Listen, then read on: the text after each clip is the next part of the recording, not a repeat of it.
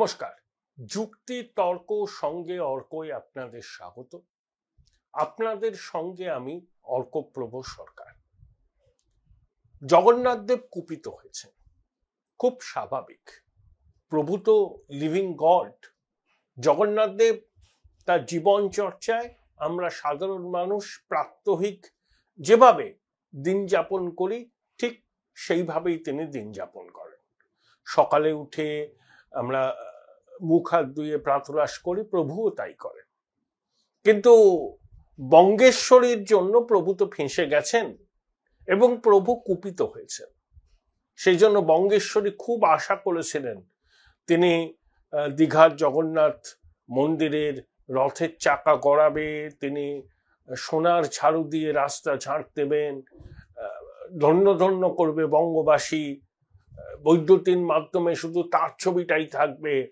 তিনি হিন্দুদের একটা বার্তা দেবেন, দেখো বিজেপি যেটা বলছে আমি জালি হিন্দু নই, আমি প্রকৃত হিন্দু।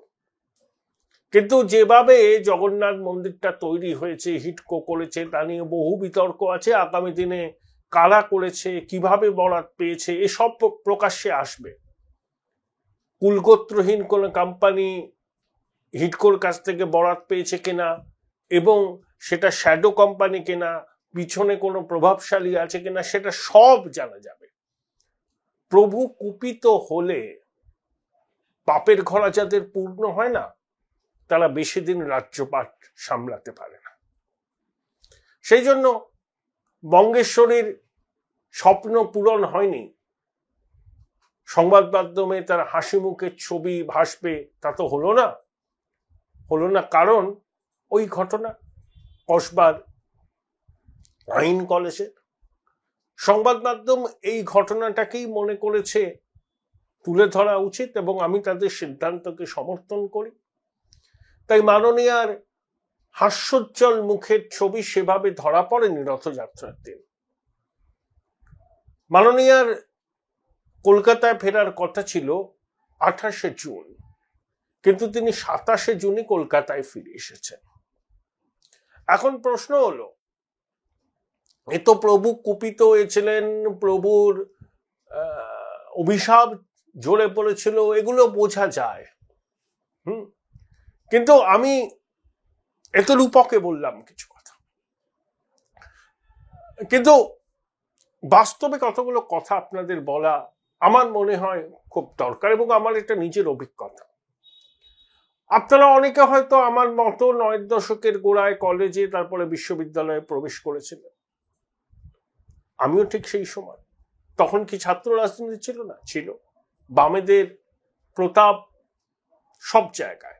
একজন গর্ভবতী মহিলা পুত্র সন্তান প্রসব করবে না কন্যা সন্তান প্রসব করবে, পারলে সেটা ওই পার্টির লোকাল কমিটি ঠিক করে দিত।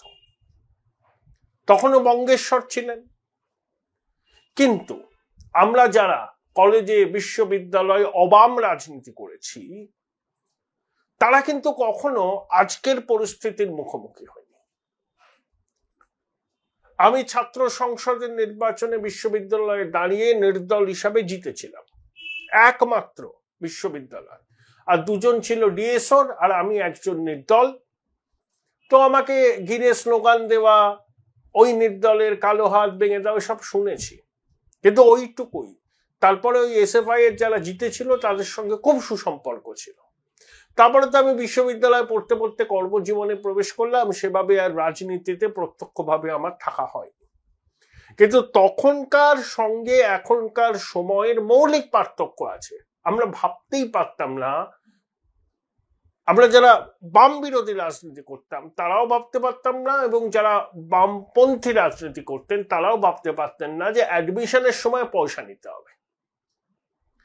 কলেজ বা বিশ্ববিদ্যালয়কে ঠিকাদারির কাজ করবে, সেটা ছাত্র নেতারা ঠিক করবে। কোনো নির্বাচন হবে না, বছরের পর বছর অনির্বাচিত একটা ছাত্র সংসদ থাকবে। হ্যাঁ, বিশ্ববিদ্যালয়ে দেখেছি যারা বিশ্ববিদ্যালয় থেকে পাশ করে গেছেন কয়েক বছর আগে তারা আসতেন, কিন্তু ওইটুকুই। ছাত্র সংসদ রুমে যেতেন, ক্যান্টিনে, রাখালদার ক্যান্টিনে চাটা খেতেন, তারপরে বেরিয়ে যেতেন। কিন্তু তাদের প্রত্যক্ষ হস্তক্ষেপ বিশ্ববিদ্যালয় বা কলেজের দৈনন্দিন কাজকর্মে ছিল না। এবং তখনকার ছাত্র নেতারা মাস্টারমশাইদের সম্মান করতেন, পরিস্থিতিটা পুরো বদলে গেছে বিগত আমি বলবো 13 বছরে। ব্রাত্যবাবু যখন প্রথমবার শিক্ষামন্ত্রী হয়েছিলেন তিনি কিন্তু ওই অনলাইনে অ্যাডমিশন চালু করার চেষ্টা করেছিলেন, পারেননি। ওই মহাসচিব এখন জেলে, তখন শিক্ষামন্ত্রী হলো, ওই ছাত্র নেতাদের দুপাইস কামানোর পথটা খুলে দিল। তারপর থেকে না হয়েছে নির্বাচন, আর যত রকমের কাণ্ড কারখানা। তার প্রমাণ হচ্ছে ওই কসবার ঘটনা। ছেলের নাম নাকি ম্যাঙ্গো, কালীঘাট পাড়ায় বাড়ি, মন্দির চত্বরে প্যারার দোকান আছে। আনন্দবাজার লিখছে কালীঘাট থানায় নিয়মিত যাতায়াত, ওই দুর্বৃত্ত এবং ওর পরিবারের সদস্যদের অত্যাচারে পাড়া প্রতিবেশী অতিষ্ঠ হয়ে যেত। 2012 সালে একবার ওই কলেজেও ভর্তি হয়েছিল, কিন্তু একজনকে ছুরি মারায় তাকে ডিসকোয়ালিফাই করা হয়, অন্তরিত ছিল। 5 বছর পরে আবার অ্যাডমিশন নেয়। তারপরে তো উল্কা সদৃশ্য উত্থান। বাড়িতে একটা ছোট বোন আছে। ঘণ্টাখানেক সঙ্গে সুমন অনুষ্ঠানে একজন আইনজীবী, যিনি ওই নির্যাতিতার শিক্ষক, তাকে নির্যাতিতা ফোন করেছিলেন রাত 11টা নাগাদ। সেই ভদ্রলোক বলছিলেন আমি শুনতে পাচ্ছিলাম না। এরকম যে হতে পারে, দেখুন আমি অবাক হইনি, জানেন তো, এই জমানায় অবাক হই না। এখানে সব কিছু হতে পারে। কিছু হলেই বলা হয় ছোট ঘটনা, বাচ্চারা ভুল করে ফেলেছে। গুজরাটে হয়েছে, মধ্যপ্রদেশে হয়েছে, বিজেপি শাসিত রাজ্যে হয়েছে। মানে ওখানে পাপ কাজগুলো হয়েছে বলে আমি পাপ কাজগুলো করলেও কেউ কিছু বলতে পারবে না। চমৎকার। সবজান্তা মুখপাত্র, উত্তর কলকাতার দাপুটে মন্ত্রী, ইনিয়ে বিনিয়ে কতভাবে ডিফেন্ড করছে। আর ওই যে ছেলেরা যার নাম ওই নিয়োগ দুর্নীতিতে জড়িয়েছে, সে বলছে ও তো আমাদের কেউ নয়। দেখুন ওই স্টেট অফ ডিনায়াল। এই হচ্ছে খেলা। এখন খেলায় পড়েছে বলে বড় বড় কথা বলছে। আমরা অপরাজিতা বিল এনেছি, সেই বিলে রাষ্ট্রপতি স্বাক্ষর করেনি, একটা ন্যারেটিভ তৈরি করছে। আমরা চেষ্টা করেছি, কেন্দ্র সরকার করতে দিচ্ছে না। আরে 96 ঘন্টা ধরে আরজি করে তথ্য প্রমাণ লোপাট হলো, তারপর সিবিআই এলো। একজন ঝাড়গ্রাম থেকে লাগাতার ফোন করে গেছেন। কি ফোন করেছিলেন ওগুলো আমরা জানি। আজকে প্রমাণ হয়নি বলে হবে না এটা ভাববেন না। শুনুন, অন্যায় বা এই ধরনের পাপ যারা করেছে, প্রত্যক্ষভাবে এই অপরাধের সঙ্গে যারা যুক্ত এবং পরোক্ষভাবে যারা এই অপরাধকে ঢাকতে সহায়তা করেছে, দুজনেই অপরাধ, এবং এরা কিন্তু শাস্তি পাবে। আমরা দেখে যাব। শুধু সঞ্জয় রায়কে সামনে রাখলে হবে? পিছনে তো মাথা আছে। যদি সঞ্জয় রায় প্রকৃত অপরাধী হতো তাহলে এত তথ্য প্রমাণ লোপাট করেছিল কেন? তারা থানার ওসি সন্দীপ ঘোষ, সঞ্জয় রায় একটা সাধারণ সিভিক ভলেন্টিয়ার, তাকে বাঁচাবার জন্য এত তৎপরতা। 14 তলা সবাইকে ভাবে না, ঘাসে মুখ দিয়ে চলে। তারা যা বলবে মানুষ সব মেনে দেবে। মানুষের সহ্য শক্তি আছে, সহ্য করছে। পাপের ঘোড়া পূর্ণ হতে যাচ্ছে, মানুষ একটা ঠেলা দেবে, তখন বুঝবে জনাদেশ বা জনগণের ক্রোধ কি জিনিস। এগুলো কিন্তু ভাইপো ব্রিগেড। কসবায় যেটা হয়েছে এ কিন্তু ভাইপো ব্রিগেড। কলকাতার সব থেকে প্রভাবশালী অঞ্চলের মাতব্য। ছবিগুলো তো আছে না, বড় বড় তালেবরদের সঙ্গে ছবি। আরে তালেবরদের সঙ্গে এমনি ছবি তোলা যায়? কানের কাছে মুখ নিয়ে গিয়ে বলছে। হ্যাঁ, আমাদের শাসক কুল কি বলছে? খুব অন্যায়, কঠোর শাস্তি হবে, আমরা ছেড়ে কথা বলবো না। গুজরাটে হয়, মধ্যপ্রদেশে হয়, বিজেপি এসব বলার কোনো অধিকার নেই। তারা ধর্ষণকারীদের ফুলের মালা দিয়ে সম্বর্ধনা করে। আরে কে গুজরাট মধ্যপ্রদেশের কথা আপনাদের কাছ থেকে শুনতে চেয়েছে? এগুলো আমরা সবাই জানি। 15 বছর ধরে এই রাজ্যটাকে যে জায়গায় আপনারা নিয়ে এসছেন, আপনাদের মুখে কোনো সাফাই আর শোনার মতো অবস্থায় নেই বঙ্গবাসী। একদম সোজা সাপটা বললাম,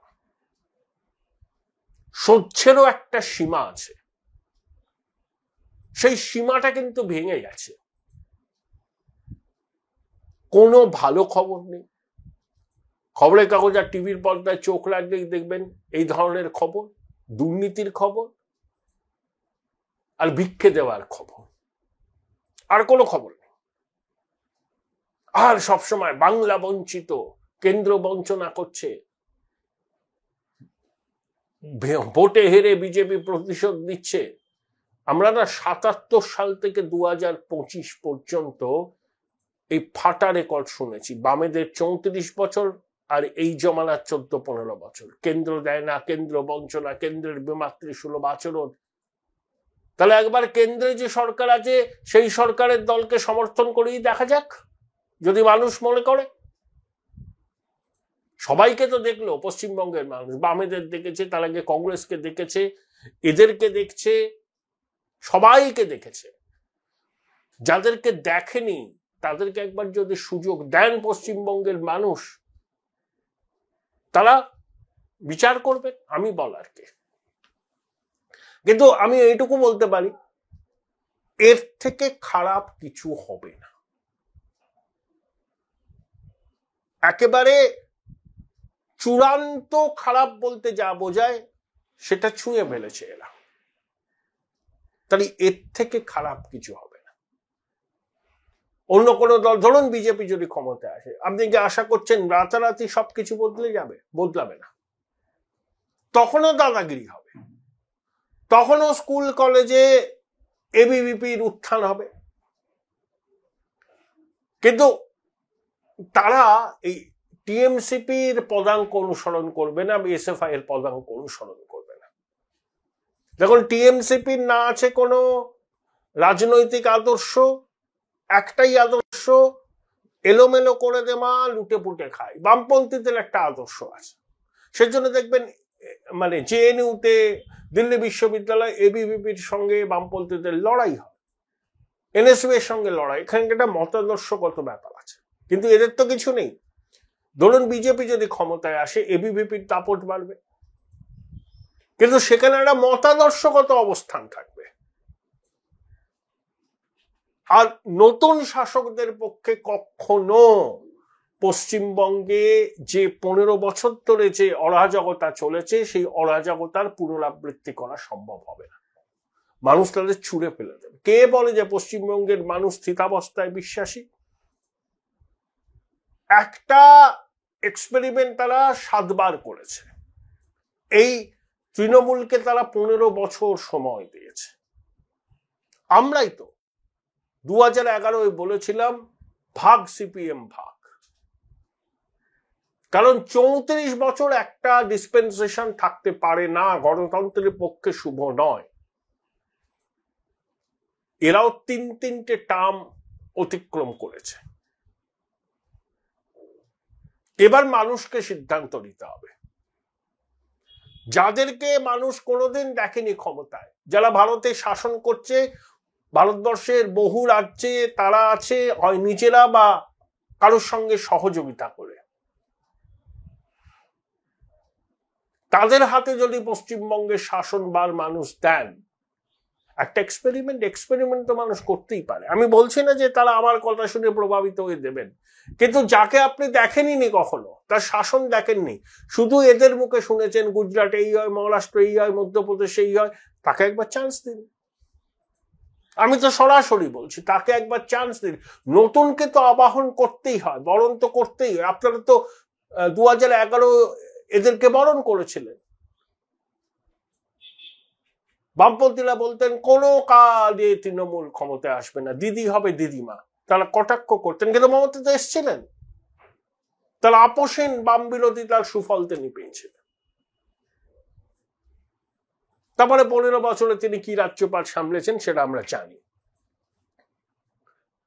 change is the only constant, এটা যেন আমরা মাথায় রাখি।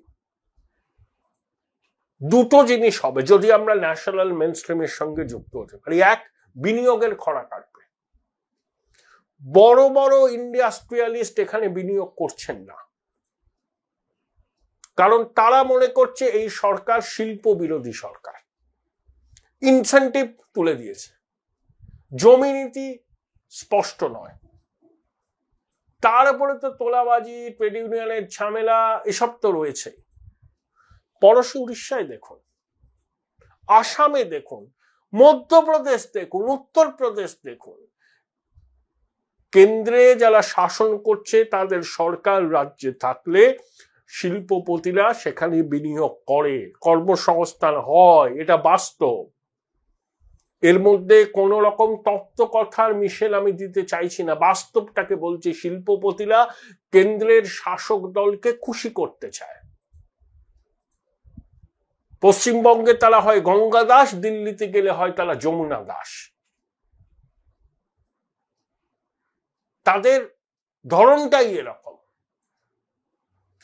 তাই কেন্দ্রের শাসক দলের সরকার যদি এ রাজ্যে হয়, আগামী দিনে একটা জিনিস হবে, শিল্পে প্লাবন আসবে, কোটি কোটি টাকার বিনিয়োগ হবে, কর্মসংস্থান হবে, পরিকাঠামোয় উন্নতি হবে। এবং হ্যাঁ, যে সামাজিক প্রকল্পগুলো তৃণমূল চালাচ্ছে সেই প্রকল্প তো চলবেই। আয়ুষ্মান ভারত পশ্চিমবঙ্গে লাগু হবে, লক্ষ্মীর ভান্ডারের বদলে অন্নপূর্ণা ভান্ডার হবে। হ্যাঁ, হিন্দু জাতীয়তাবাদ উৎসাহিত হবে, কেন হবে না? পশ্চিমবঙ্গ তো হিন্দু বাঙালিদের, ভারতবর্ষ তো ধর্মনিরপেক্ষ। তার মূল কারণ হচ্ছে ভারতবর্ষের সংখ্যাগরিষ্ঠরা হিন্দু। হিন্দু সংখ্যাগরিষ্ঠ বলেই ভারতবর্ষ ধর্মনিরপেক্ষ। এই সহজ সত্যটা অনেকে বুঝেও বোঝেন না। এই বামপন্থীরা খুব বড়াই করে ধর্মনিরপেক্ষতা। পাকিস্তানে গিয়ে তারা এই কথাগুলো বলুন তো, বাংলাদেশে গিয়ে বলুন তো, ছাল চামড়া তুলে দেবে ইউনুসের বাহিনী আর ওই সৈয়দ আসিম মুনিরের বাহিনী। ধর্মনিরপেক্ষ, গণতন্ত্র, বড় বড় কথা, ধর্মনিরপেক্ষতা এসব বলবে। এখানে ধর্মনিরপেক্ষতার কথা বলছে, গণতন্ত্রের কথা বলছে কেন? হিন্দুরা সংখ্যাগরিষ্ঠ। পশ্চিমবঙ্গে হিন্দুদের, পশ্চিমবঙ্গ হচ্ছে হিন্দু বাঙালিদের, তাদের হোমল্যান্ড, সেখানে তাদের অস্তিত্বের সংকটে ভুগছে।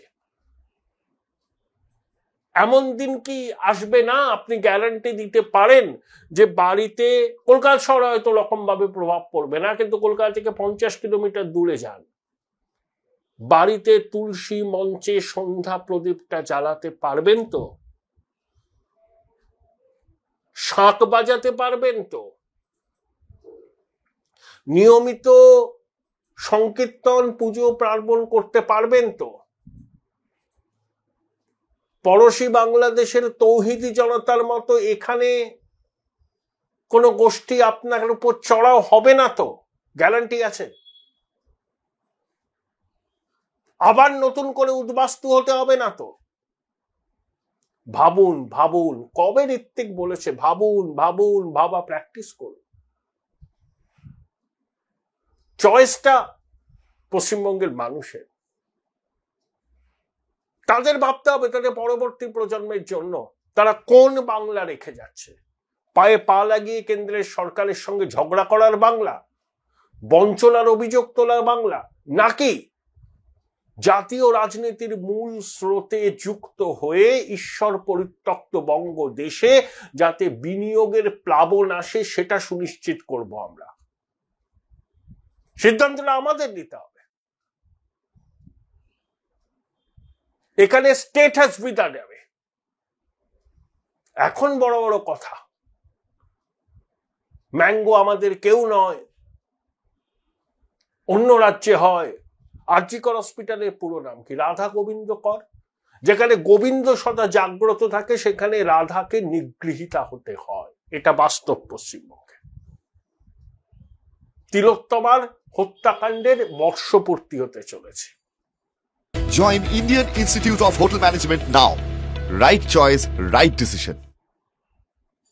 প্রতিবাদ করব না, সিবিআই এর মুখোশটা খুলব না, আবার রাস্তায় কি মানুষ নামবে না এই হতভাগিনীর জন্য বিচার চাইতে?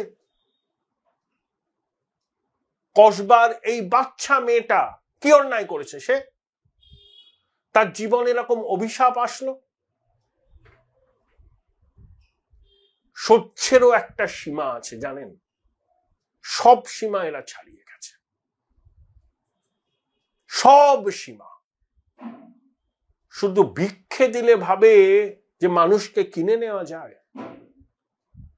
আপনি লক্ষ্মীর ভান্ডার দিচ্ছেন, খুব ভালো করছেন, সবাই দেয়। আপনি ঋণ করে ঘি খাচ্ছেন আর ডিএটা দিচ্ছেন না। আমাকে এক মন্ত্রী বলেছিলেন ডিএ দেয়া হবে, আমি বলেও ছিলাম আমার প্রতিবেদন।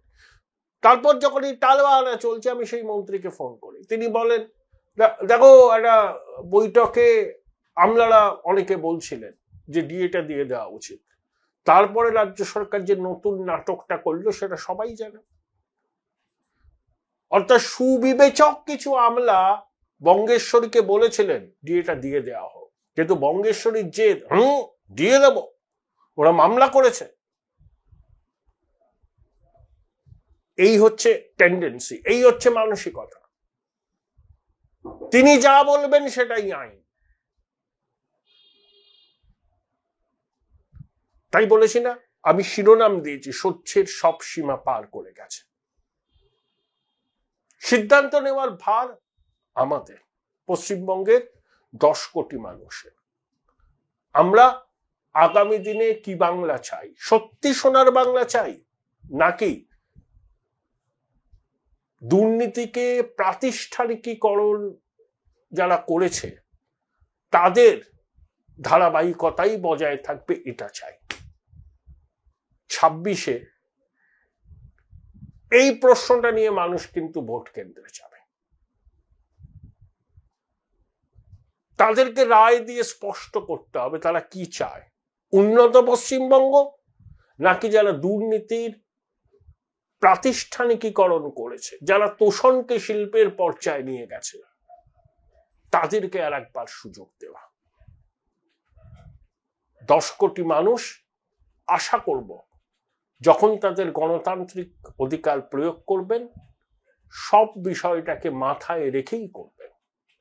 এইটুকু একজন সহনাগরিক হিসাবে বলতে পারি। আমি কোনো রাজনৈতিক দলের প্রোপাগ্যান্ডা মেশিনারির অংশ নই, কিন্তু বাস্তবটা আমি বলছি। ছোটবেলা থেকে, জন্ম থেকে, মানে যখন বোধ বুদ্ধি হয়েছে 3-4 বছর বয়স, তখন থেকে এই ভাঙা রেকর্ডটা শুনছি, কেন্দ্র দেয় না, কেন্দ্রীয় বঞ্চনা, ইত্যাদি ইত্যাদি। 50 বছর পেরিয়ে গেলাম, কটা দিন আর বাঁচবো? আমাদের ভবিষ্যৎ প্রজন্মের জন্য একটু তো ব্যবস্থা করে দেওয়ার উদ্যোগ নিতে হবে, যারা অন্তত তারা ফিরতে পারে, কাজ করতে পারে, সুযোগ তৈরি হয়, ছেলেমেয়েরা চাকরি পায়, নিয়মিত পরীক্ষা হয়, স্বচ্ছতা হয়। নইলে এই রাজ্য, এই শহর বৃদ্ধাবাসে পরিণত হবে। আমাদের অনেককেই বৃদ্ধাবাসে গিয়ে থাকতে হবে, কারণ ছেলেমেয়েরা ফিরবে না, এখানে সুযোগ নেই। একটা কথা বলে প্রতিবেদন শেষ করব। তথ্য প্রযুক্তিতে অনেক ছেলেমেয়ে এ রাজ্যের বাইরে গেছে চাকরি করতে। তারা অনেকেই বলে, আমিও জিজ্ঞেস করেছি অনেককে, এই তোরা ফিরিস না কেন এখানে? এখানে তো বড় বড় তথ্য প্রযুক্তি কোম্পানি আছে। বলে কাকু কি করে ফিরবো, এখানে কোনো ভালো প্রজেক্ট পাই না। যা প্রজেক্ট সব ব্যাঙ্গালোর, হায়দ্রাবাদ, গুড়গাঁও, পুনা। আর যে কাজটা কলকাতার একজন এমপ্লয়ি যে টাকায় করে ব্যাঙ্গালোর, হায়দ্রাবাদ, গুড়গাঁও, পুনা, সেই কাজটা একজন কর্মচারী বেশি টাকায় করে। এটাই পার্থক্য। সব কিছু ভেবে আমাদের সিদ্ধান্ত নিতে হবে।